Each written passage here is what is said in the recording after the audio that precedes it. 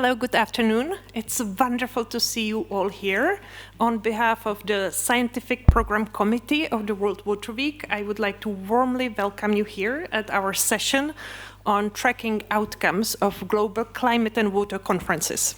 And I will briefly introduce myself. My name is Martina Klimes, and I also work at SIWI. I'm a senior manager advisor.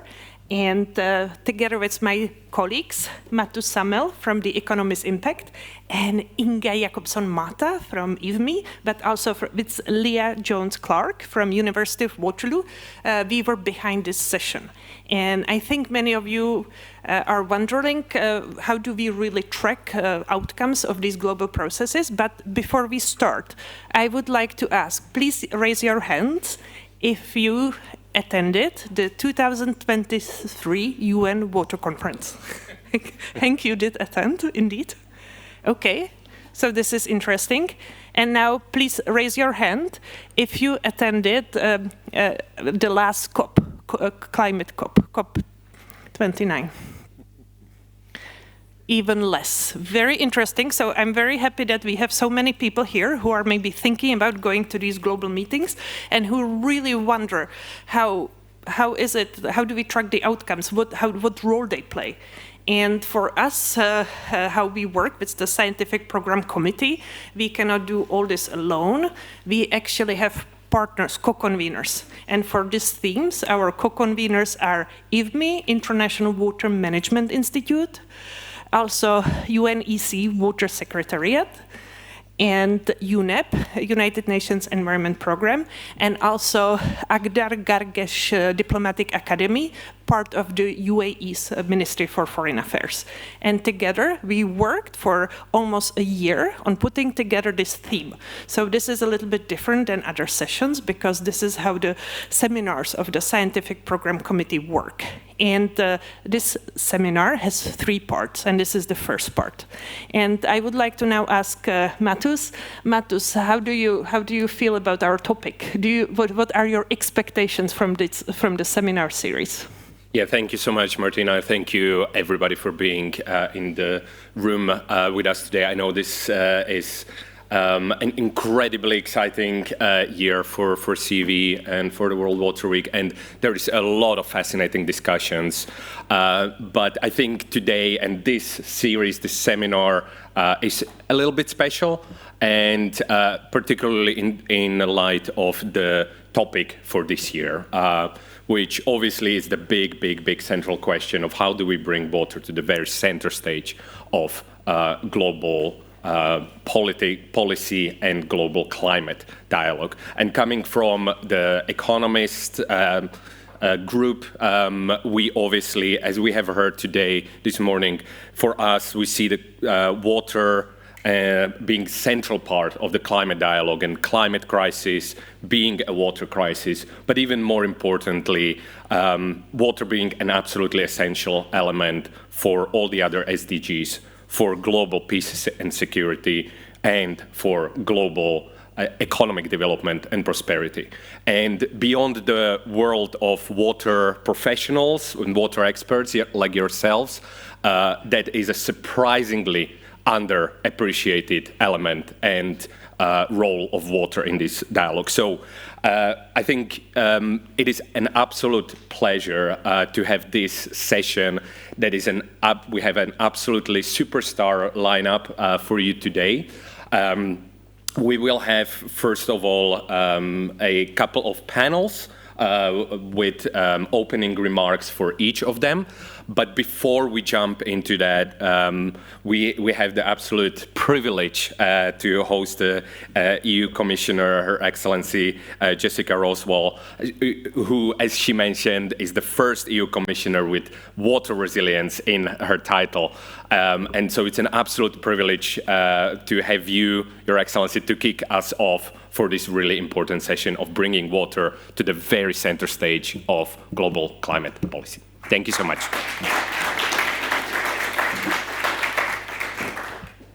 Thank you very much. Thank you very much for the introduction. I didn't raise my hand, so I am a newcomer in that sense, but I'm not a newcomer in this building because, as I said in the stage earlier, on the stage, I'm from Sweden, so we have had a lot of conferences here, so I feel very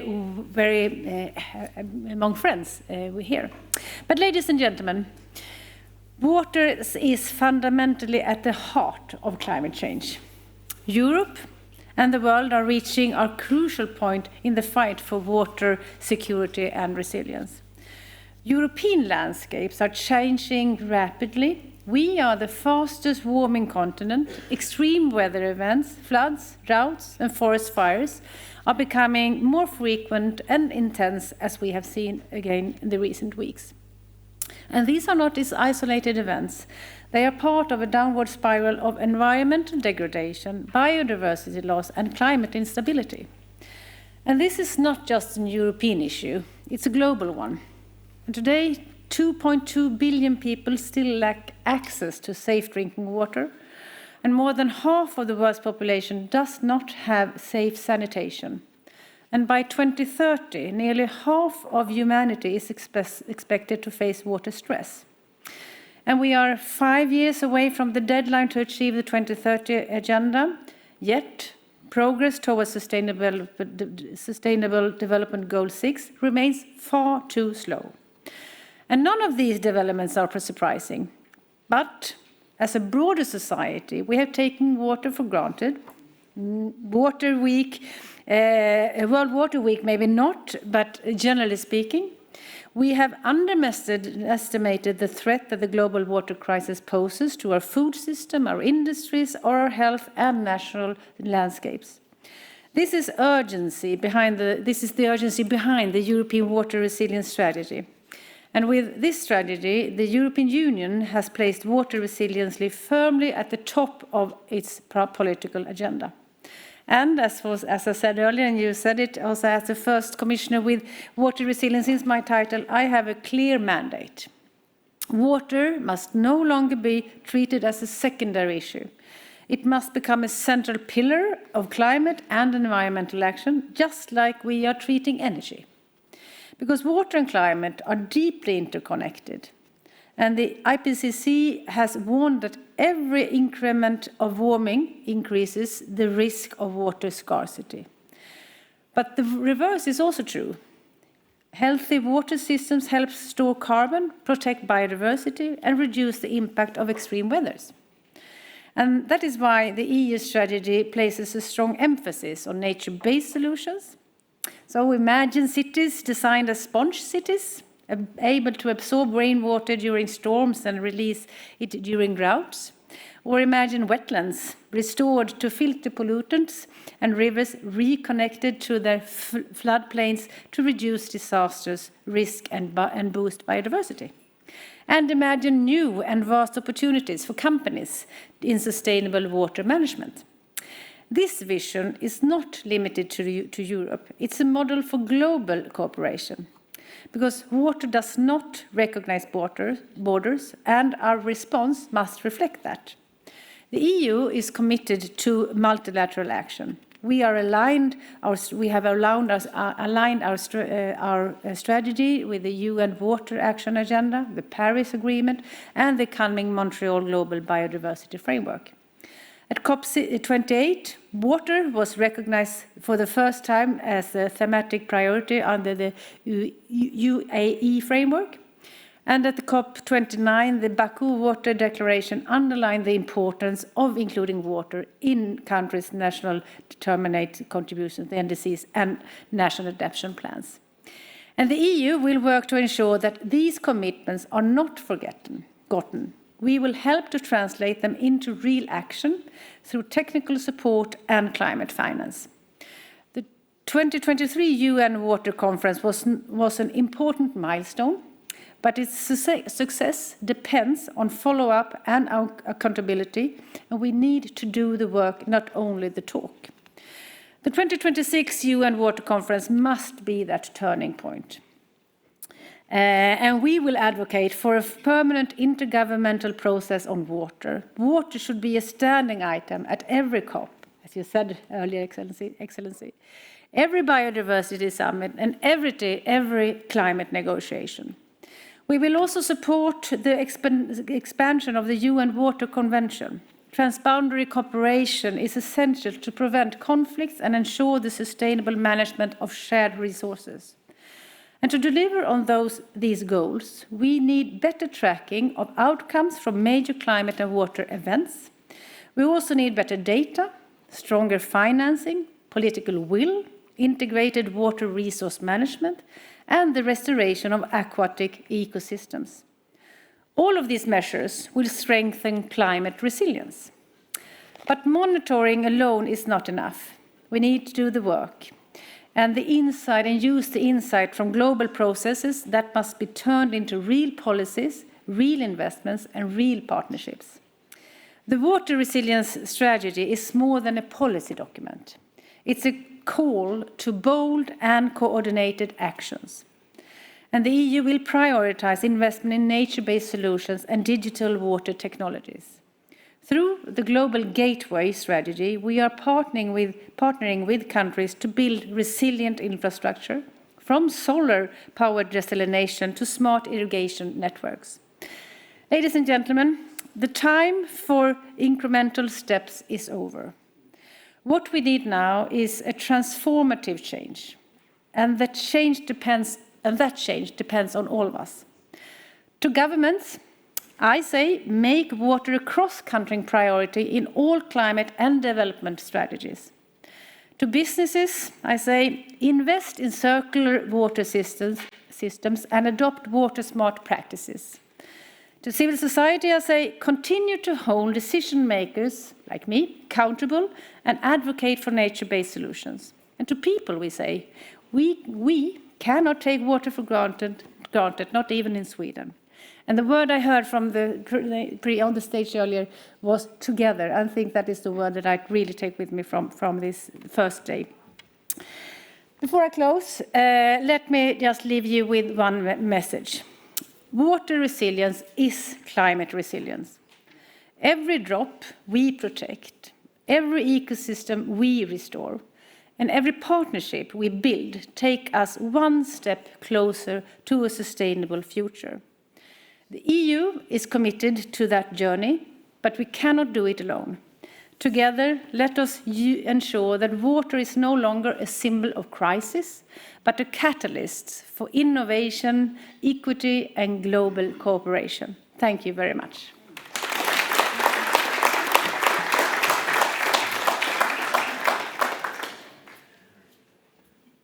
Right, wonderful. Thank you so much, Your Excellency. This is a fantastic framing of, on one hand, the scale of the challenge that we are facing together, but also some concrete commitments of what the priority actions, what areas of actions are necessary, but also an invitation, engagement, and a long to-do list for a lot of people in this room and beyond. But luckily, we have a lot of people who have something to say about the concrete solutions on their part with us here today as well. So, without further ado, I'll just invite Inga Jacob-Mata to start with the first panel discussion. Thank you.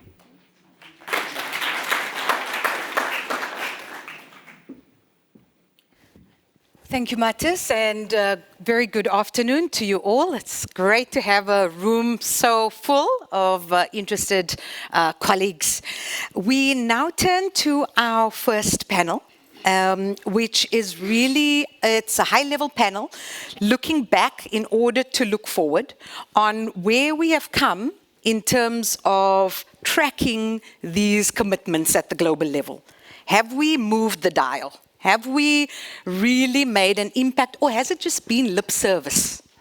And how do those commitments at the global level translate into local action? How connected are our local and regional processes with these global commitments. So that's what we'd like to discuss in two high-level panels. The first one is really now to set the stage, and so I'd like to call on, it's indeed my honor to introduce a ministerial level voice from a country playing a pivotal role in the water and climate space. Please join me in welcoming His Excellency Abdullah Balala, Assistant Minister for Energy and Sustainability at the Ministry of Foreign Affairs of the United Arab Emirates, the host of the UN Water Conference for 2026. Minister, you're very welcome.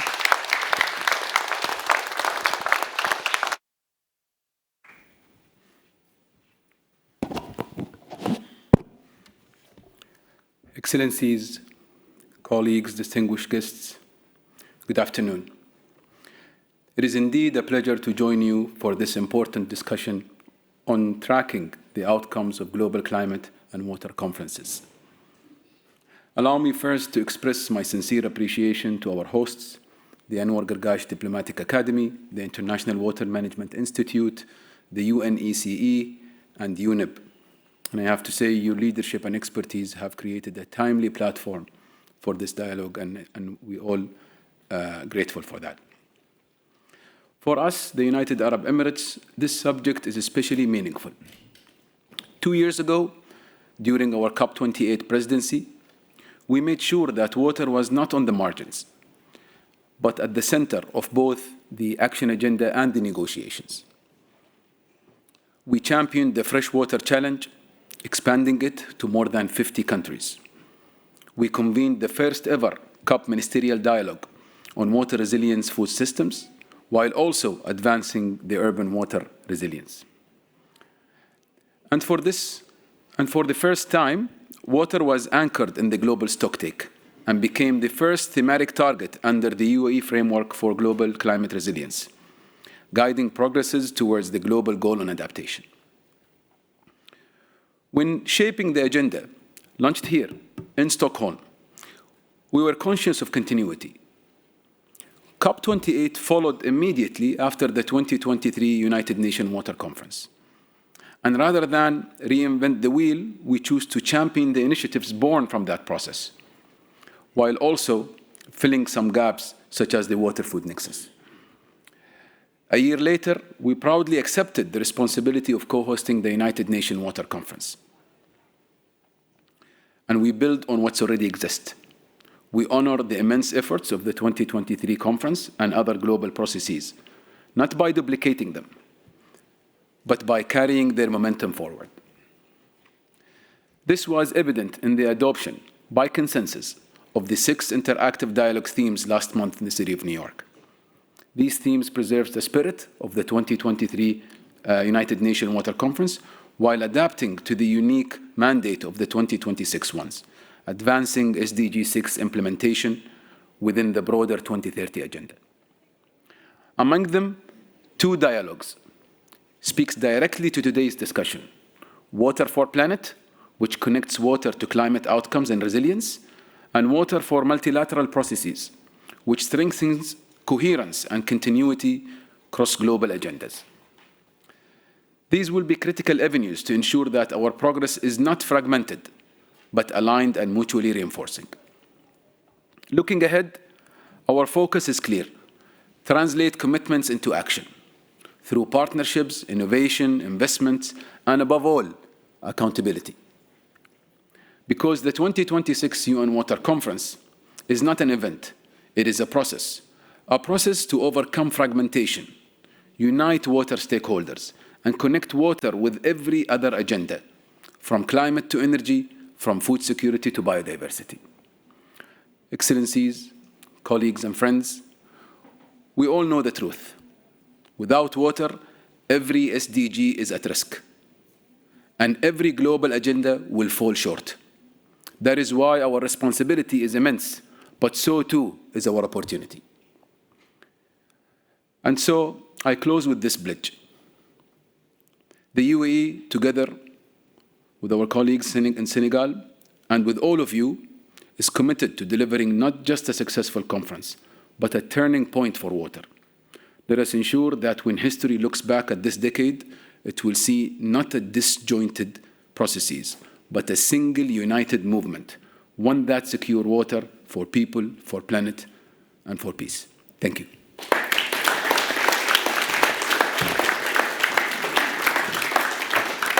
Thank you very much for that, Minister. You've really highlighted the global leadership role of the UAE, not only for the UN Water Conference in 2026, but also in the climate and water discourse. And as the Commissioner also highlighted, the need for cross-sectoral accountability and the importance of global and regional coherence. I'd now like to turn to the panel, and if I could ask all the first high-level panelists to join me on stage as I introduce them. The first panel will explore these broader global processes, both political and technical, and talk about how this shapes how we define and track and hold ourselves accountable to these global processes. It's going to hopefully reflect on our past experience, the 2023 UN Water Conference, but also look ahead to the future one, as well as to the COPs that we interact and engage in. So with that, I'd like to introduce our panelists. The first being Regina Manandar, who is the UNFCCC team lead in the Nairobi Work Program Unit, Adaptation Division. I'd also like to call on Sonia Kupel, who is the Secretary for the Water Convention at UNECE. Diana Kopansky, who is the Head of Freshwater and Wetlands Unit, Ecosystems at UNEP. And then Kamala Hosseini Abishova, who is the First Secretary for Climate Diplomacy Department in the Ministry of Foreign Affairs of the Republic of Azerbaijan. Please join me at either of the tables. You can join me this side, Kamala. Thank you so much. So to frame the first panel, we'd like to, Regina's joining us online. Nice to see you. That's great. I'd like to ask a first opening question, if that's okay, before we go into the very targeted questions for everyone. And anybody can start. The first question is, from your perspective, what defines a meaningful outcome from a climate and water conference, and how does your institution ensure political accountability for outcomes post-conference? Who'd like to begin? Very short, 30 minutes, all of that in 30 seconds, if you can do that. Who would like to go first, just to set the tone? I can go first. Wonderful. Thank you, Regina. I know I have only 30 seconds, but let me just thank the organizer and very happy to be here, even though it's virtually with the panel.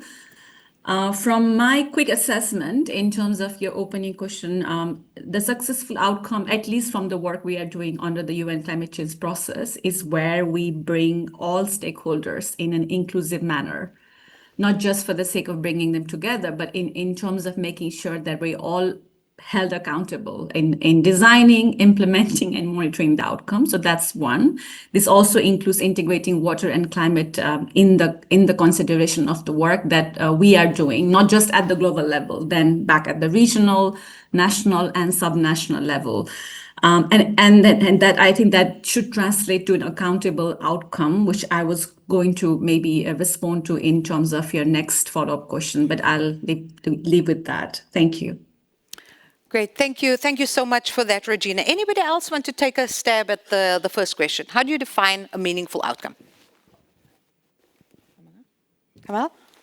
Well, a meaningful outcome would be, for us, implementable action that we would jointly launch and actually commit to.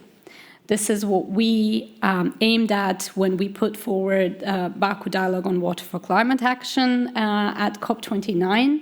And this is what we are on the way to achieving, and thanks to all of you who have joined this process and who have supported it. I think that makes 30 seconds. Thank you. Thank you so much. That's great. So we're hearing collective action. We're hearing implementable, action-oriented. Those are the words that I'm hearing. Diana, Sonia? What about you? Thanks. For me, what's really interesting is when the outcome becomes legally binding, because that is the ultimate goal of activating, enabling, and enforcing.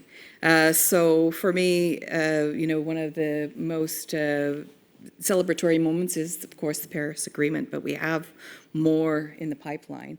UNEP has been supporting member states to pursue these instruments, from the Montreal Protocol to the Minamata Convention, and also now the supporting governments through the International Negotiating Committee for the Plastics Treaty. I think that, besides bringing everyone along, we also, through these legal instruments or legally binding instruments, empower people to know their rights and to stand up and hold that up to their communities and all their governments to actually take that action. Great. Thank you for that. So legal frameworks really are important for that accountability to take place. Thank you. Sonia. I think it's actually not an easy question, because which also the experts working on the global gun adaptation currently are struggling with. Is it about processes or is it about outcomes, changes on the ground for local communities, etc.? And I would say it's both together, because the processes, intergovernmental processes, already bring together countries, but on the other hand need to have also an impact on the ground with regards to, for example, reduced vulnerability to flood and drought, better preparedness, better access to water and sanitation. And that's exactly where, in my view, water and climate come together, because water is climate and climate is water. Yeah, great. Thank you. And indeed, it's not easy, and we're really talking about some fundamental challenges in the global discourse. But thank you for those insights. Now I'd like to move to some very specific questions that we've asked each of the panelists to prepare. And I'd like to start with Regina from the UNFCCC. Looking back, could you please share with us some of the water-related outcomes of COP29 and also the recent SB meetings, as well as the current opportunities under the UNFCCC for mainstreaming water management and transboundary aspects into global climate processes? Thank you so much. I think I have only 2 to 3 minutes about that time for my intervention, so please let me know if I go over the time. And given this timing, I would want to maybe limit my intervention to 3 entry points, which also speaks to what came out at the COP and SBs in Bonn. I think many of you have had a chance to be part of this outcomes and deliberations, and I'll also try to sort of, in this context of these 3 entry point, I'll also try to mention the opportunities for all of us to work collectively. The first entry point, I think, as Sonia just mentioned already, is how we are enhancing global efforts to strengthen climate resilience on the global goal and adaptation.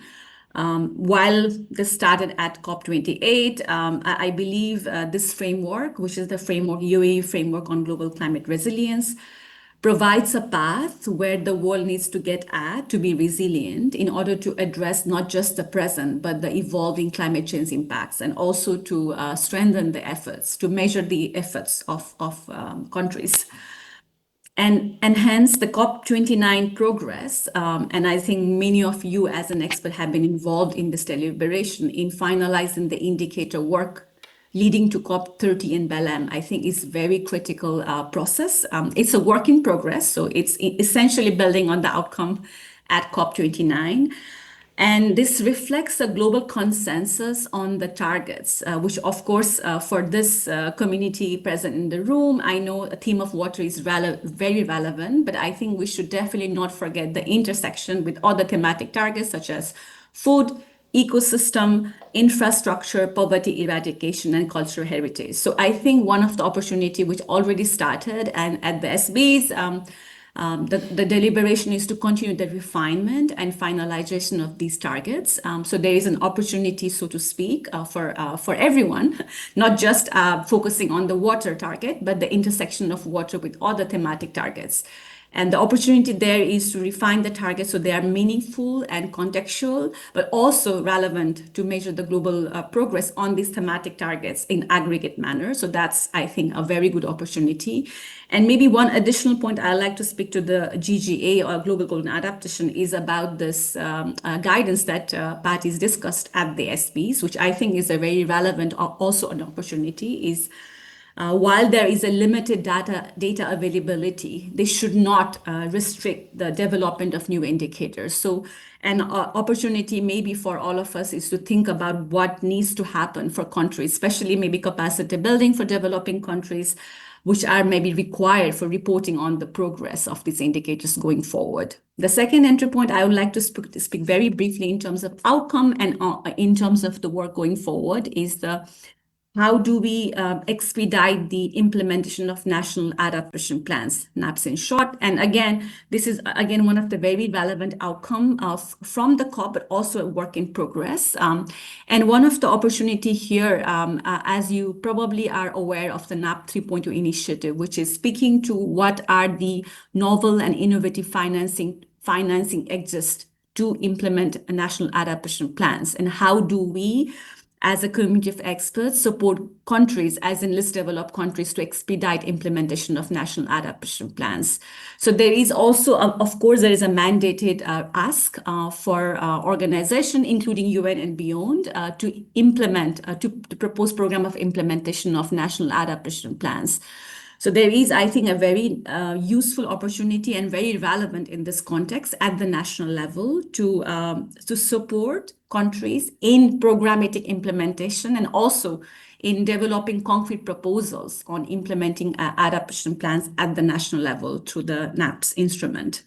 Finally, the work I'm leading in the UNFCCC process is Nairobi Work Program. And just speaking to the very recent outcome, this is a knowledge and know-how on adaptation and resilience under the UN climate change process. And one of the entry point is the recent mandate for the Nairobi Work Program to also focus on how we can address both current and future climate risk, including on transboundary issues or impacts. And I think we have this specific mandate to focus on transboundary, so hence I wanted to mention this entry point. But the goal for the Nairobi Work Program going forward is, as I mentioned in my opening points about how we bring all knowledge holders, which includes indigenous, local community, policymaker, academia, and also experiential knowledge holder to deliver knowledge and know-how, which are tailored to communities and countries at different levels, so that we are actually responding to building resilience through knowledge and know-how. So with these three entry points, I know it's difficult to cover all the ground, but I'm hoping that these three entry points also provide a good starting point of a conversation in the session going forward. Thank you so much, and over to you. Thank you so much for that, Regina. And what I heard is really also the next step in terms of how we strengthen capacity at the national level to implement and to really deliver on these on the targets set. So we'll hopefully get back to that. But thank you for those inputs. I'd like to move to Sonia now, if that's okay. Sonia, you are from the UNECE. UNECE has also made a very significant contribution and lots of progress in transboundary cooperation. How has the Water Convention evolved into this global framework and also an intergovernmental platform in mainstreaming water and climate? And maybe you can also share some lessons that can be drawn from the convention for other global water and climate conferences. Thank you very much. And indeed, we all know that more than 60% of freshwater resources are shared between 2 or more countries. And transboundary cooperation is not only important for peace, but also for climate action, among many other factors. And therefore included in the SDGs, including the SDG indicator 652. The Water Convention is a crucial now global legal and intergovernmental framework and platform for transboundary cooperation, which has currently 56 parties, including 15 from outside the pan-European region, mostly Africa, but also Latin America, Middle East and Asia, with Bangladesh having joined just 2 months ago, and more than 20 more in the process of accession. More than 130 countries actually take part in meetings and activities, which shows the importance of having such intergovernmental processes for parties and even for non-parties. Actually, since the entry into force of the Water Convention, 140 transboundary agreements have been developed inspired by the Convention. Indeed, the Water Convention has evolved by tackling climate change when, in 2006, parties decided to create a task force on water and climate, and through this also to develop soft law tools, namely a guidance on water and adaptation to climate change, suggesting how countries can jointly adapt to climate change in shared basins. But the work didn't stop there. We also applied it through pilot projects, through a global workshop, through a global network of basins working on climate change, and by supporting the mainstreaming of water into global climate processes, such as by organizing events at COPs and intersessional meetings, also adaptation committee, but also developing documents such as just a few months ago, a document on mainstreaming transboundary cooperation and also WASH into NDCs and NAPs, helping countries who are now working on the enhanced NDCs and NAPs. So yes, the Water Convention is itself a global legal framework with triannual COPs and also working group meetings. And some lessons we have learned, I would say, over the last 30 years of the life of the Convention is obviously in water we have a number of different conferences and meetings, but it's important to link them, to build on each other, to actually use, in my view, the SDGs as a red thread, to also organize back-to-back meetings,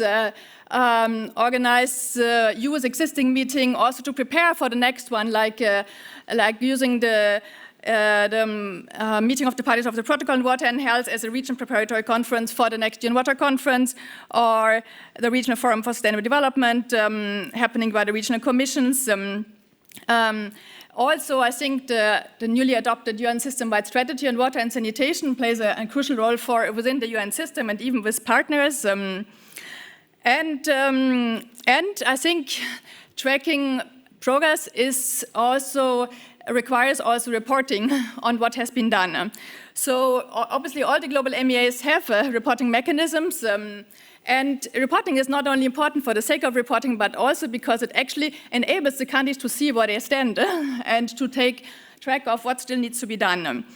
And that's why in the Water Convention, the reporting was actually introduced in 2015, so not from the start, and it was then combined with reporting on SDGs. So the reporting on SDG indicator 6.5.2 is combined with reporting under the Water Convention to reduce the burden for countries.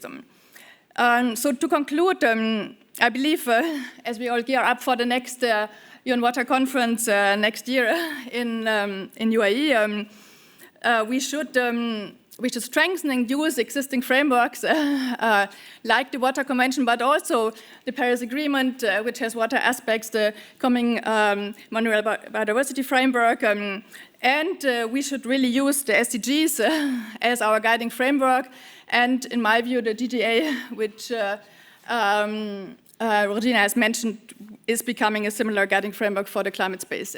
Thank you. Thank you, Sonia. So really, it's about the importance of reporting and getting, I guess, everybody on board, right? So how do we really get all countries, all parties on board to report in this regular fashion? And that's not easy. I'm sure you can tell us many stories of that long process.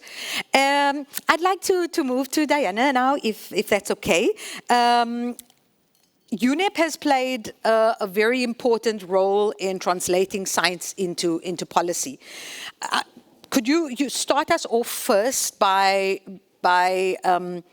telling us how UNEP ensures that knowledge, which Regina also spoke about, knowledge generated on water and climate interlinkages informs implementation beyond the conference room. So after this meeting, you know, how do we really support the implementation at the national level and also global level? And could UNEP propose or even lead a standardized framework for evaluating implementation of outcomes? Thanks for that question. Just an idea? I can't speak for that commitment, but I do just want to say that UNEP does have the honor of keeping the environment under review. Right? Within the UN system, we uphold the environment, and that includes helping to collect and also analyze and provide global level data on environmental topics, including on water.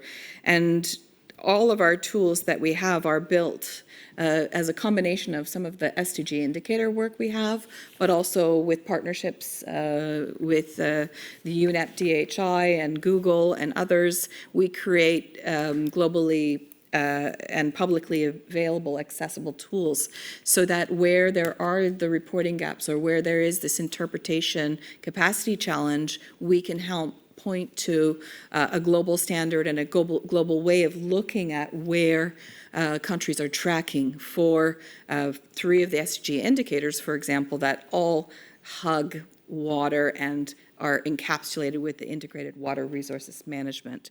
So what we've really tried to do as well is to tap into a new digital strategy. At the end of the year, we'll be talking about how we can use artificial intelligence in an environmentally sustainable and appropriate manner, using Earth's observation and developing tools like the Global Wetlands Watch and other inputs that really do provide a tracking tool.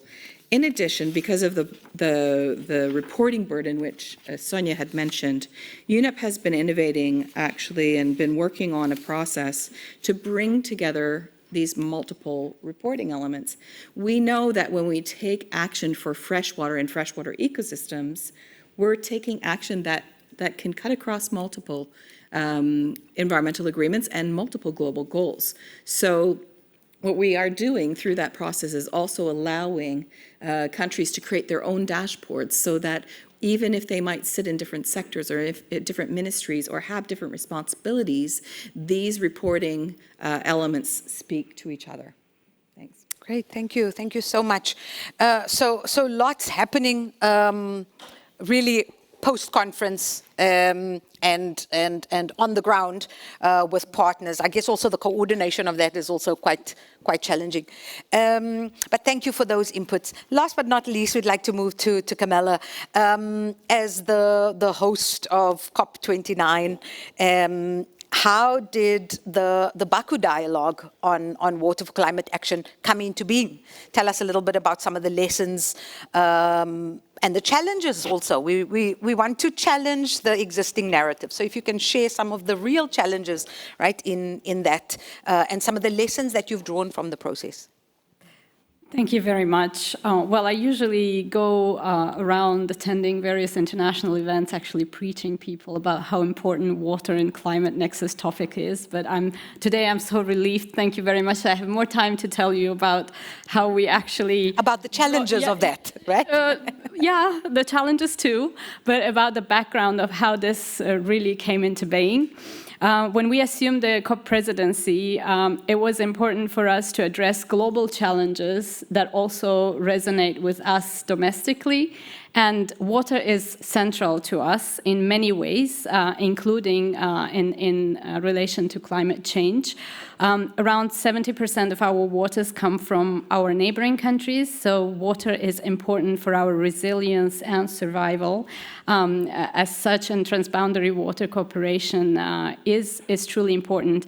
And here I would like to agree with Diana that, you know, legally binding commitments are important, but for those that are hesitating to make the first step towards binding themselves legally. It's important to have soft tools and soft instruments that Sonia also mentioned, and that is also Baku Dialogue, to bring those who hesitate together and show them how this can actually look, and how this can benefit, and how this can help achieve our common goals. So it was quick that we realized that water is equally important for everyone, developed and developing alike. So it wasn't difficult, but then we shifted to thinking of where the gap lies in the climate change platform. So why is it that we, just a few presidencies before us, started talking about the importance of water and climate nexus and bringing the water topic to COP. So we thought that, rightly so, every presidency tries to draw attention to something that is important to it domestically. And sometimes water is not the immediate priority, unfortunately. So we decided that we want to make sure that water will continue to be present in the climate platform from now on. And we decided that the work that has been done before us should be sustained and should be built on. We shouldn't be reinventing the wheels, but we should rather build on what is out there already. And to make it more sustainable. So we launched the COP29 Declaration on Water for Climate Action, which in turn launched the Baku Dialogue platform that we want to, that we saw as a COP2COP platform that will talk about water and climate nexus, but not only stop there, because water is indeed cross-cutting and multidimensional. So it will also talk about other impacts that it has and that are correlated, to talk about water and ecosystems, to biodiversity, adaptation, mitigation, resilience in general. So this was very important. This is what our platform is looking out to. It has three main pillars, and all of this was mentioned today by previous speakers. It's about partnerships and cooperation, which are important. It is about scientific knowledge, about data, and it's about policy making. So this is what we're looking into with the Baku Dialogue, and I see a lot of familiar faces who have supported this process throughout last year and this year. Recently, we also held a meeting in Bonn during the SB62 sessions on actually operationalizing this platform, and we're looking forward to hosting its first official sitting, its first meeting at COP30 in Belém, and we invite all of you to join us. Those who have not yet endorsed the declaration, we would like to extend our invitation to you to come and join our Baku Dialogue family to contribute to this. It is indeed an implementable action. All actions that we have taken forward are actually implementable. What we need is to put out our will. What comes to challenges, and I will wrap up with this, is that we were racing against time. We had only 9 months to build this platform until the COP was scheduled to take place. But we wanted to reach out to as many as possible. And being a small developing country ourselves, we understood the challenges that small countries often face in following this multiple, very overwhelming processes at COP. So we wanted to make sure that we reach out to those who are constrained in resources, have difficulties following all the processes within this very big climate process. We built up partnerships with those who have highlighted water topics around the world before us, who have been vocal about it, who offered their support.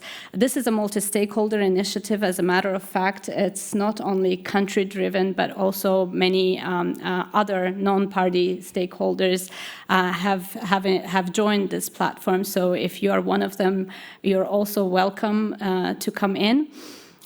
So we stayed focused. If I may share a recipe, we stayed focused on our work. We remained transparent. We communicated what we are doing to as many as we could reach, or those who were reaching us, being proactive. And we remained available at first call. And I remember how I was negotiating with different countries across the ocean at 3 in the morning in my pajamas in the kitchen. So, and this was very important. This proved very important that you are accessible, you're transparent, you communicate, and I would like to use this opportunity to also thank everyone who has supported or who is thinking to join us. So thank you very much. Thank you so much, Camilla. Thank you so much to Camilla and to all of our panelists. I mean, there's so many questions. I'm sure you have several questions, but we ask that you hold it for a little bit longer. We will follow with an interactive poll. But if I could just summarize this first panel, I think we are really talking about the importance both of legal frameworks, global frameworks, but also institutional levers, platforms, softer instruments that we have to use to drive these meaningful outcomes and hold each other accountable. I'm also really, I found really the understandings of outcomes to be quite interesting, that this need for a shared understanding of outcomes, right? And it's really going beyond the pledge, but that it's not always the hard legally binding framework. It's also the softer, the capacity sharing, the dialogues, the reporting, the ongoing work of your institution. So thank you so much. Please give our first panel a round of applause. Thank you. Okay. Thank you so much. Thank you so much. I'd like to now call on my colleague, Leah Jones-Crank. Leah, are you in the audience? There you are. Leah's going to introduce an interactive poll that we will use as the segue to our second high-level panel, which will start shortly. Leah, over to you. Wonderful. Thank you all for being here. So we thought it would be more engaging to kind of break up our two panels by having an interactive Menti poll. So we're going to pull it up here on the screen, and we're going to have 3 different questions that kind of go in succession. The first 2 questions will be a kind of a word cloud, so you can give a singular word or a couple of words in a small phrase to address that question. So we can go ahead and go. I'll give people another second or so to scan that QR code, or you can go to menti.com and then type in that code, and then we'll move on to our first of 3 questions. See, only one person joined, Leah, so maybe we need to just give it a moment. Is everybody able to join? Okay. Oh, one person liked it. Many others are joining. Did people say they are able to join? Yes. Excellent. Sorry, I thought I heard a no out there. Good. Okay, we can move to the next question. If you're still joining at the very top, it still has the code, and you go to menti.com and type in those 8 numbers. So our first question for our poll is, what do you think are the biggest challenges for tracking water climate commitments?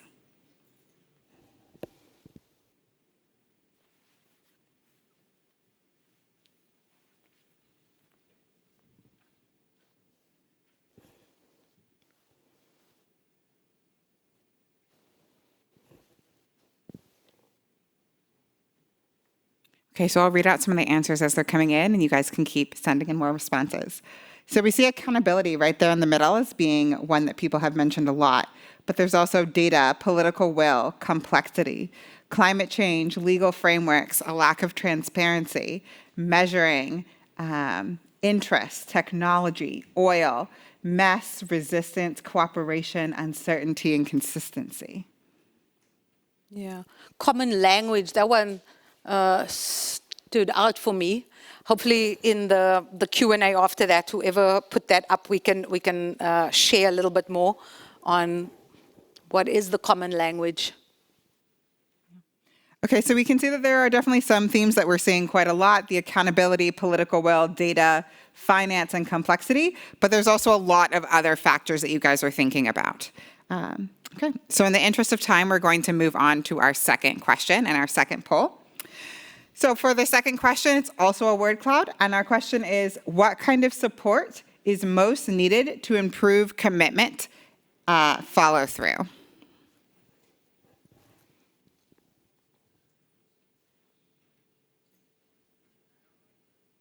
No surprise there. I'd be surprised if finance didn't come up as the first thing.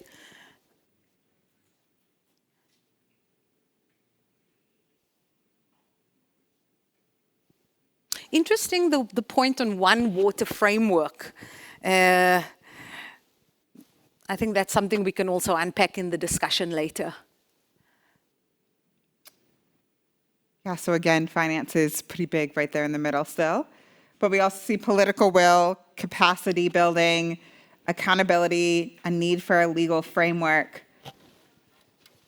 cooperation, technology, information, leadership, cooperation, or some other words that we're seeing come up repeatedly in the poll. Okay, I'll give maybe 10 more seconds if you have any other final thoughts to include in this one.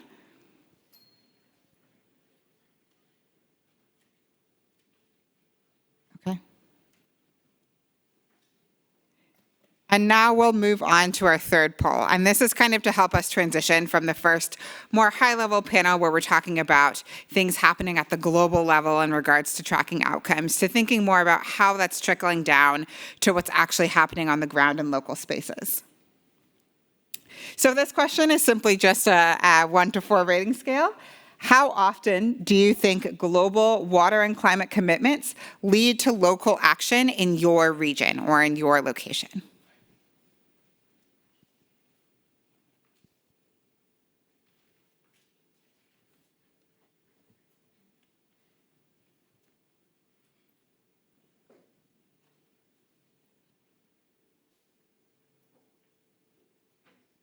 Okay, we've got about 3/4 or so. Quite a diverse range of perspectives. Mm-hmm.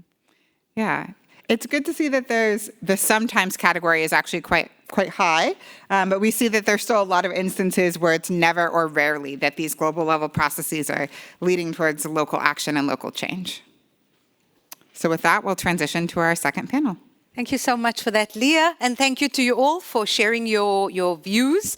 We now transition exactly to that second panel where we're really wanting to understand some of these challenges, connecting national and regional processes with these global outcomes. And I'd really like to introduce our very honorable guest who will help set the scene for us, and also to ground this conversation in a very real, the realities and the challenges of doing this at the national level. Please join me in welcoming Minister Phemi Majadina, who is the Minister of Water and Sanitation in the Republic of South Africa. Minister, lovely to have you with us.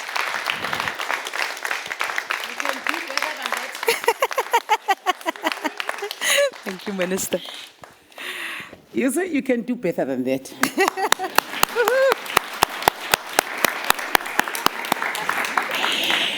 Madam Moderators, thank you so much. Gentlemen, you are all by your own.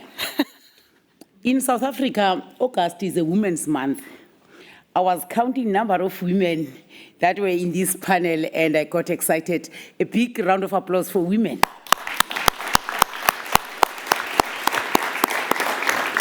I've seen Assistant Minister Balala. Are you still in the house? How come? We listened to him. Why is he leaving us here? Let me take this opportunity, ladies and gentlemen, to thank you all in this room, water stakeholders, distinguished guests, ladies and gentlemen, and the fellow panelists that were here before me. We are talking about water, something that you may define as colorless, something transparent, something that is odorless, up until it reaches a human being. When it's not touched, it is odorless. But once it gets touched by the human being, something else happens. This is a liquid transformed to the lakes, rivers, and to rain, and that is what we call water. It represents purity, it represents wisdom, it represents power. That is why water has no substitute. This precious resource had to be protected. The previous speakers here equated water and climate change, that these are Siamese twins. They are not separable. And therefore, what do we need to ensure that we embrace what we have? On the 13th of August, South Africa, on behalf of the African Union, we hosted the Africa Union Water Investment Summit. We did that because the gap, which is the funding gap, is too huge when it comes to water. The gap is too big. We have to close and narrow the gap. But this gap, whilst it is too big, there is climate change. As we try to deliver water, there is climate change that comes in between, and therefore we had to act. It was for the first time in the soil of Africa that we hosted such a summit in Cape Town. 4 heads of state were in attendance, 38 ministers of water, environment, energy, and sanitation from the continent were in attendance. UAE, Italy, Netherlands, and Saudi Arabia were all in Cape Town for 3 days, where we said, how do we ensure that we bring everybody on water? Water cannot be a government issue. Water must be a societal matter, where all of us, we take. You see, I was a chief whip. I'm not used to be intimidated on time. Now that lady is intimidating me on time. You know, I was a chief whip of a very serious parliament. I will try to gallop. We are here then today to say, how do we track all the talks that has been there? We might have good strategies in place, but if those strategies are not implemented, we'll come back here and debate the way forward. We have to come up with clear and very comprehensive monitoring tool, as you do with your gadgets. All of you, when you wake up, you just turn, you take your gadget. Is that not true? How we are addicted to our gadget is how we should be addicted to water and the challenges that are affecting water. We have to ring-fence the budget to address all the decisions that have been taken in each and every climate change conference. We must up our game because climate change is upping the game on a daily basis. We must plan forward. What is happening in the continent? In the continent, we have made a call that all the heads of state must put water and climate change top on their State of the Nation address. And they must ensure that when budget is allocated, water and climate change strategies to be implemented are given a reasonable budget. In Africa, through the AU, we have climate change strategy that is anchored on the Africa we want to 2063. Yes, there are no finances that are in abundance. However, if the globe can silence the guns and take that money, focus it to the real thing, which is water, and on strategies that are combating climate change. The African continent is leading by example in this regard. South Africa has taken a significant strides in integrating water considerations within its national determined contribution and the NDC. We have adaptation strategy. We have climate change national strategy. All those strategies are in place. But what I think is lacking right now is the tracking, which is a topic here, tracking and monitoring of the implementation. Technology that we must develop now in terms of protecting the water infrastructure, the road infrastructure, human settlement, those houses, because of the violent cyclones that we see, the floods, the heat waves. We have to think out of the box and plan a little bit better. History will judge us harshly, all of us, in this conference. If we will keep on speaking and speaking, but we don't come with concrete intervention to ensure that climate change does not fall within the cracks. I don't see from far. So I think I still have 5 minutes to go. As I round off, Chair, it is my wish that we must urgently bolster local implementation capacity. The national government are the backbone of this process. They are empowered and mandated to come up with policies, but national government has no place to implement such. We must cascade that down to local sphere, because that is where things are happening. People are suffering there in our local municipalities. We must build capacity, but also in Africa, we are saying there are indigenous policies and indigenous practices that we know that if we do this, you're gonna have a storm. If you do this, you're going to see a lot of wind. So if we ignore such, those science are there with the African community. We know exactly what are the do's and don'ts. So we must not exclude communities if we want to come up with a proper strategy. 2 minutes left. In closing, let us reaffirm our collective commitment to supporting national governments as well as regional leadership. As we know that there are 10 top causes of climate change, be it generating power, burning fuels and all that, but if we come together as countries and say our presidents, our heads of state must be monitored through these 10 points to say, how do you reduce pollution towards towards air, and ensuring that all what you do will save us from climate change. Time is over. Thank you very much. You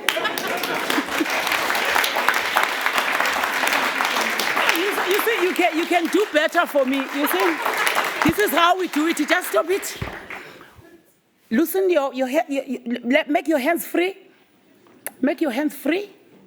Your hands free. Clouds are gathering. Clouds are gathering. Clouds are gathering. Clouds are gathering. It's raining. It's raining. It's raining. It's raining. Thunder. Thunder. Double thunder. Pa, pa, pa, pa. Double thunder. Double thunder. Thank you. So much, Minister. Thank you so much for that, Minister Phemi Majidina, for, apart from the light-hearted conclusion, really on point with some really key issues around financing, around bringing on board non-state actors. I think the panel one really focused more on the state and government, but Minister really articulated the importance of bringing other actors on board, in joint accountability mechanism. So thank you so much for that.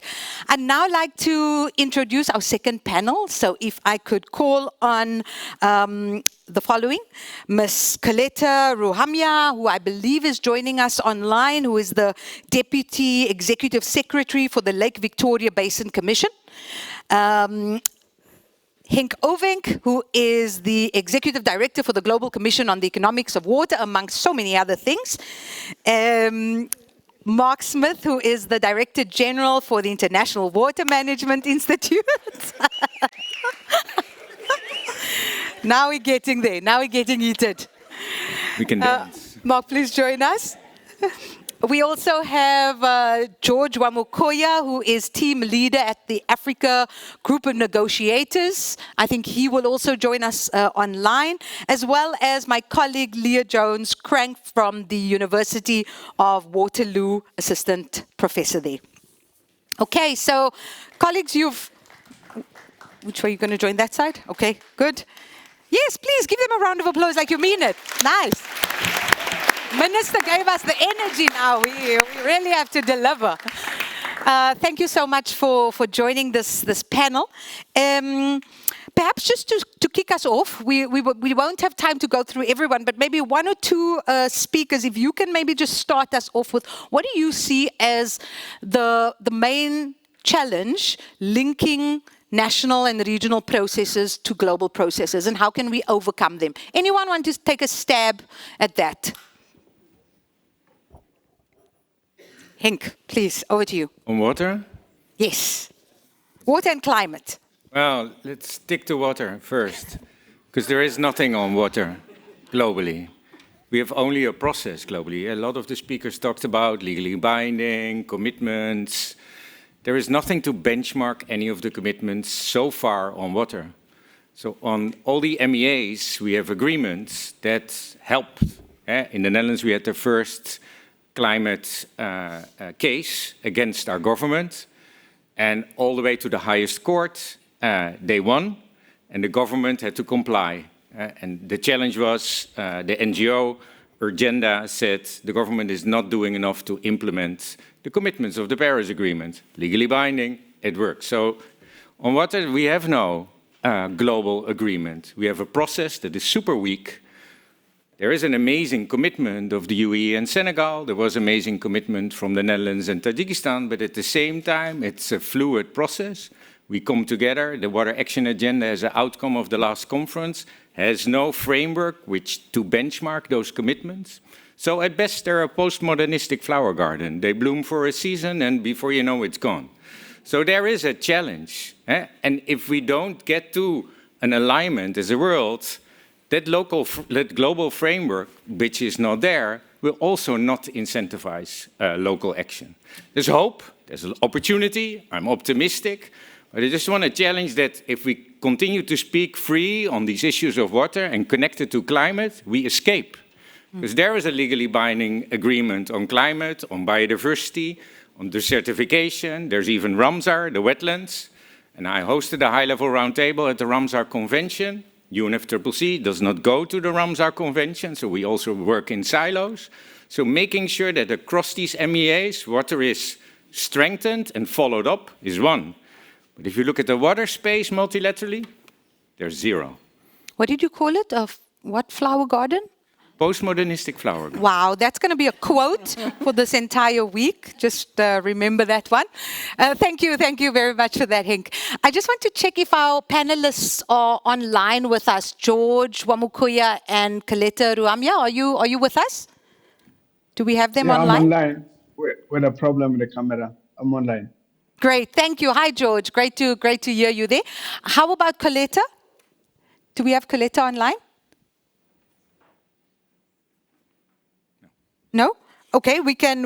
I'm here. Can you hear me? Wonderful. Thank you, Coletta. In fact, let's start with you, Coletta, if that's okay. You're from the Lake Victoria Basin Commission in East Africa.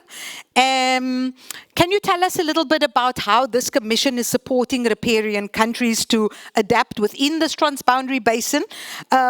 For example, through national and basin-wide climate policies and action plans. And are there opportunities, or maybe you can tell us about the challenges to elevate basin-level tracking into the global conversation?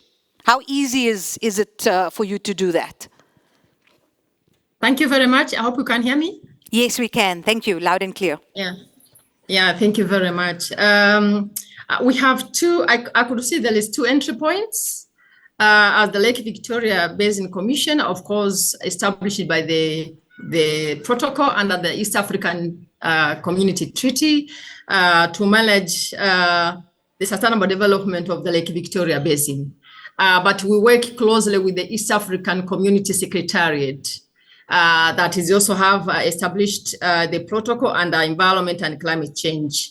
So what we normally do, and is our responsibility or our mandate, through this mandate, we develop and harmonize policies for all the riparian countries. And then the policies are very participatory in terms of development and harmonization, where you have the technical team at national level, and they will be part of the process to ensure that we also cater the local needs, but also without forgetting the regional, the continental, and the global goals.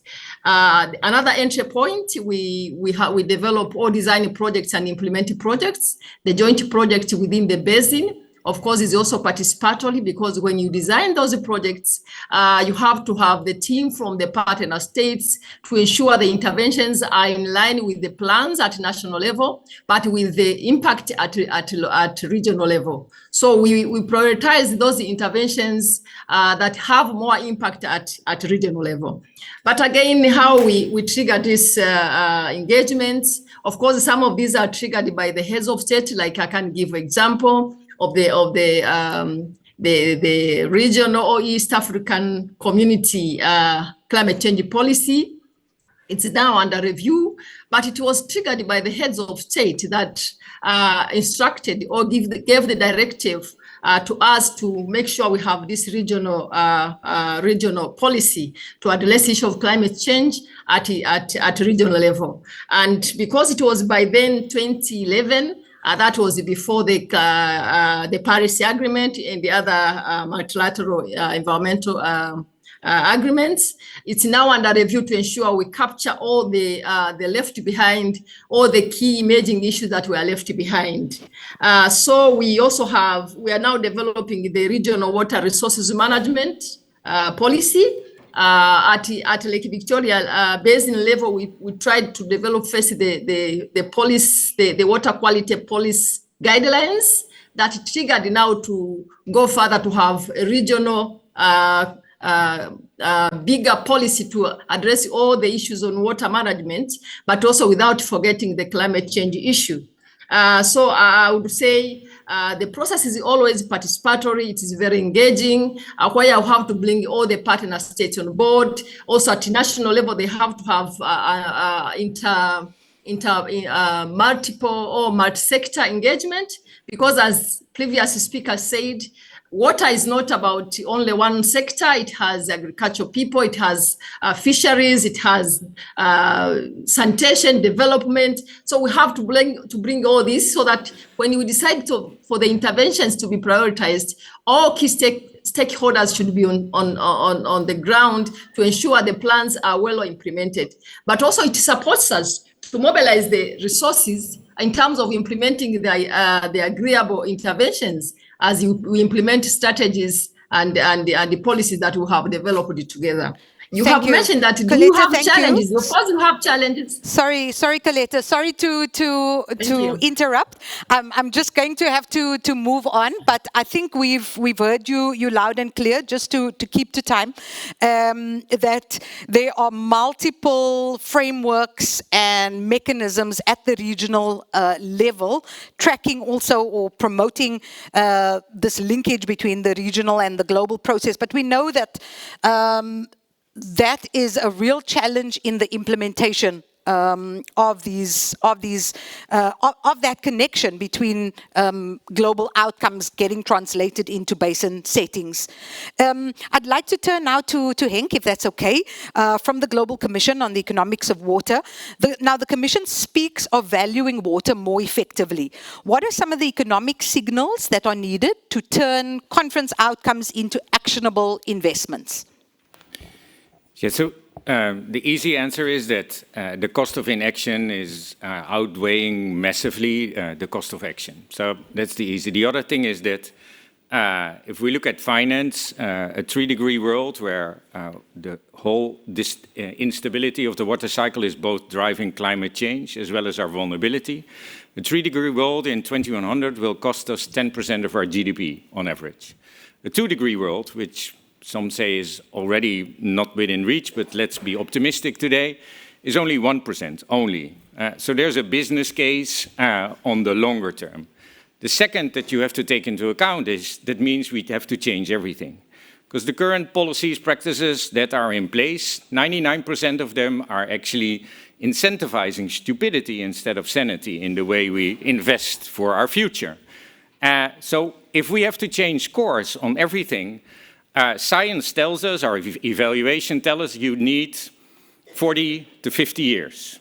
If we translate that from now to 2075, we're way beyond the point where stupidity actually has a short-term revenue. So there is an opportunity that within now, economists tell us that within now and 10 to 15 years, smart investment in sustainability, equitable and resilient, really will pay off. Our policies are not fit to validate and evaluate that.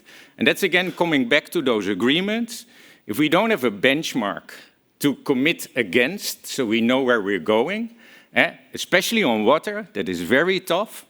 It's very hard to promise, to deliver on a promise, because that promise really has no solid ground. So longer-term investments towards a sane, equitable and resilient future make sense now on the long term, or the midterm, you could say.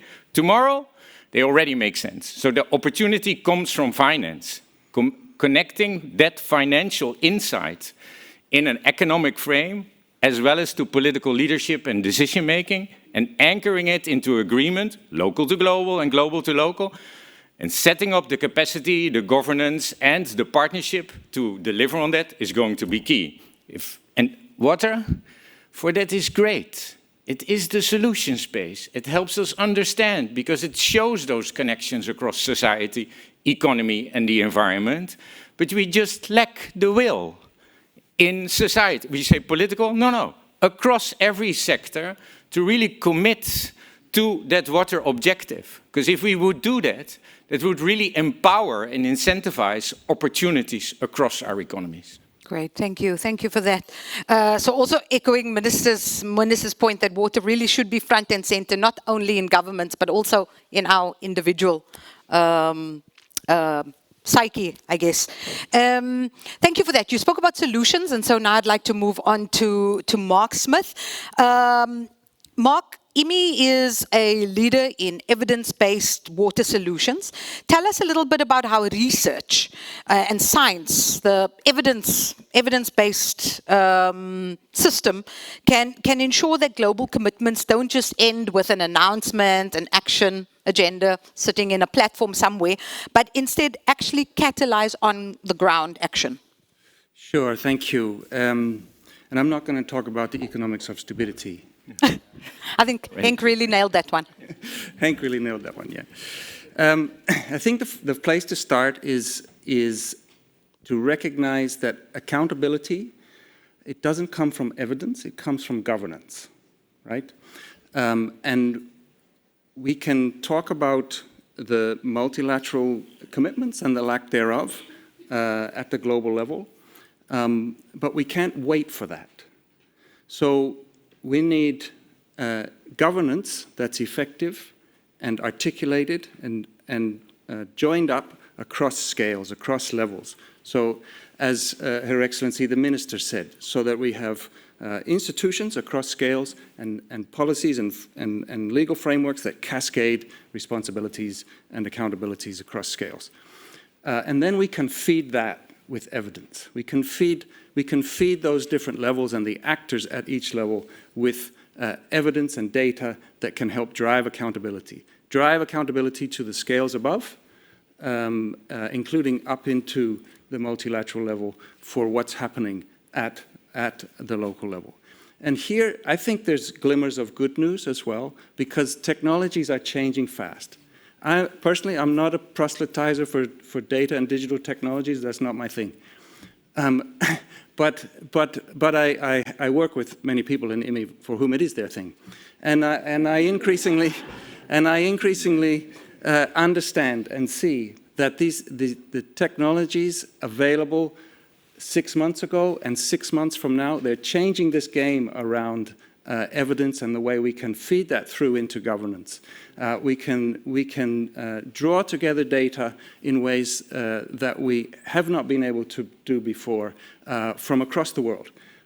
We can reinforce that and with citizen science that comes from the ground. And we can have systems that make the data and the insight and evidence from that available across institutions on an equal basis. So the means to drive accountability in relation to commitments and how those cascade across levels are changing and changing fast, and that's a set of opportunities that we can jump on in respect of the problems that we're talking about, the challenges we're talking about today. That's really powerful. Thanks for that, Mark. Accountability comes from governance, not evidence, and that it's multi-level, multi-sectoral, multi-actor as well. I mean, we haven't even touched on the role of AI and misinformation or disinformation in these processes. That's an entirely, I mean, we need another 2 hours for that. But thank you so much. I want to turn now to George Wamukoya from the Africa Group of Negotiators. George, tell us in 1 minute, what are the technical capacity gaps that remain for tracking water and climate outcomes after major summits, and how can they be addressed? Yeah, thanks, and all protocols observed. Thanks, Inga. One, from my standpoint, one is building on Mark's point, governance, and more importantly, the role of parliaments becomes important, because when the executive signs international commitments or makes national commitments, they need to be held to account. And therefore, parliaments become very, very important to hold the executive to those commitments they have made. And we do have a program of supporting members of parliament in that effect. The second one, which I think is a problem and it has already been adduced to by the earlier speakers, is the whole question of multiplicity of multilateral environment agreements and conferences, which come up with many, many decisions, and all of them with different reporting mechanisms, and they are siloed, and therefore it finds it very difficult to fit into the national policy processes.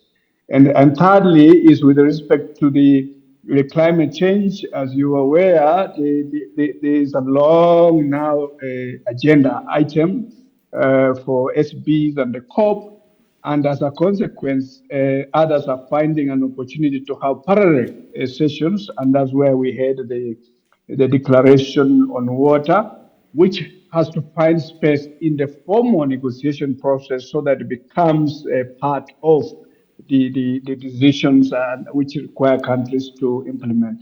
However, I think what we need to do is we need to break the silos because the science, and Mark is avoiding to tell us that, the science tells us that the climate change, whether we like it or not, water is going to be the biggest challenge first. And the reality also is that we must start preparing for the beyond 2 degrees or the 1.5. That's the reality.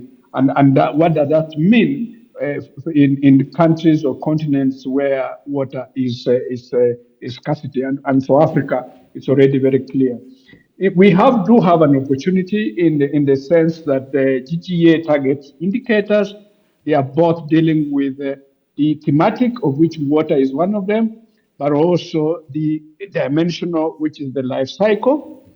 And number three is in that respect, therefore, we need to target analyzing the NDCs, NAPs, and HLFs to see the extent to which they have captured water-related issues. That way, then we will start holding the country's account. Thank you.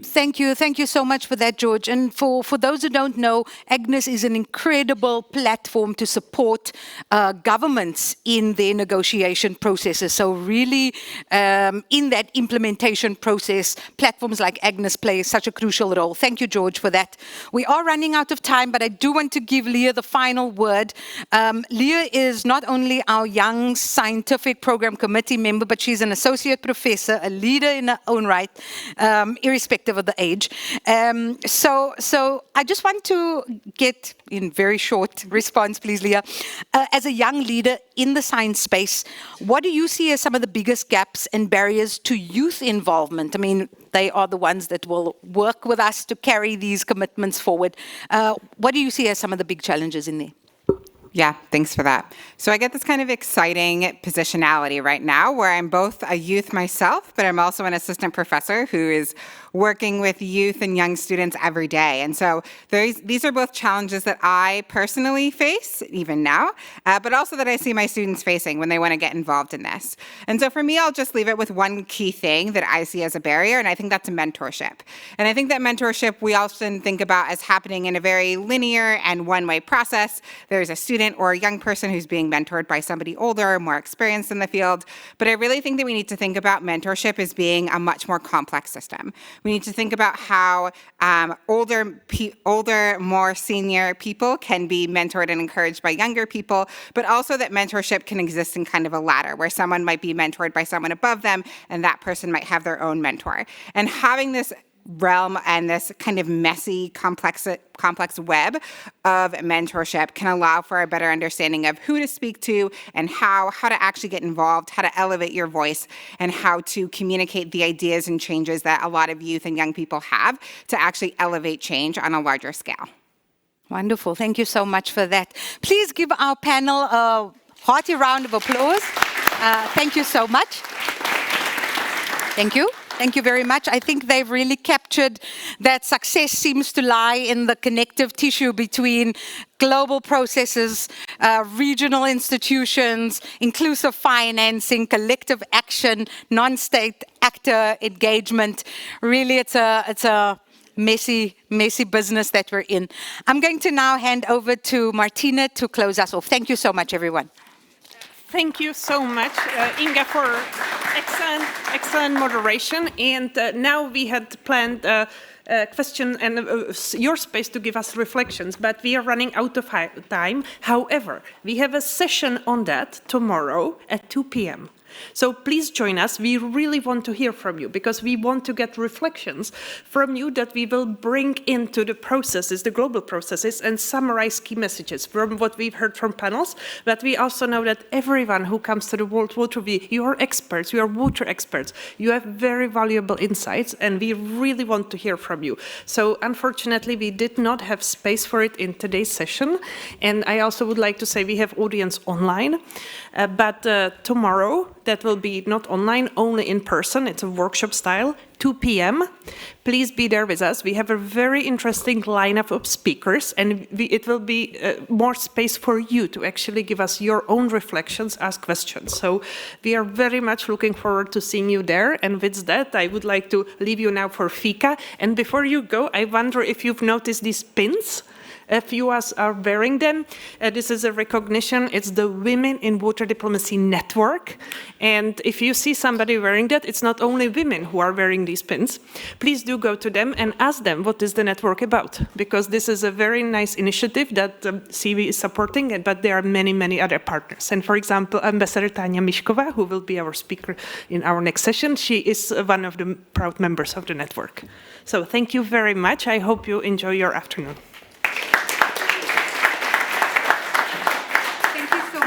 Could I ask all the panelists to come onto the stage for a brief photo? We really appreciate that. Thank you so much.